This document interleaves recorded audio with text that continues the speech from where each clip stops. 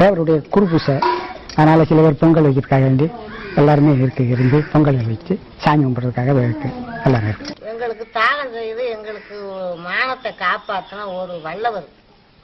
அந்த வல்லவருக்கு இன்னைக்கு ஒரு பிறந்த நாள், ஒரு சிறப்பு. அந்த குருபூசைக்கு எல்லாருமே சேர்ந்து வணங்குறோம். முத்துராமலிங்க தேவர் பேர்ல ஒரு அன்பு இந்த ஊர்ல ரொம்ப அதிகப்படியாகவே இருக்கு. எங்களுக்கு எங்க சாதிகளுக்கு அவர் ஒரு குலதெய்வம் மாதிரி. அவர் ரொம்ப 32 கிராமம் உள்ளவர். ஆனால் ஏழை எளியதுக்கு தான் அந்த நிலங்கள்லாம் இப்படி விட்டு கொடுத்துட்டாரு. ஆனால் அவங்க வருங்காலத்தில் அவங்க குடும்பத்திலேயே அவருக்கு பெண் கட்ட முடி கட்டி எல்லாம் வாரிசு வேணுங்க அப்படின்ட்டு நினைச்சாங்க. அதுக்கு அவர் எனக்கு இன்னுமே வாரிசுங்கிறது வேண்டியதில்லை, நான் பிரம்மச்சாரியாகவே இருக்கணும் அப்படின்ட்டு பெண் எதுவுமே கேட்டலை.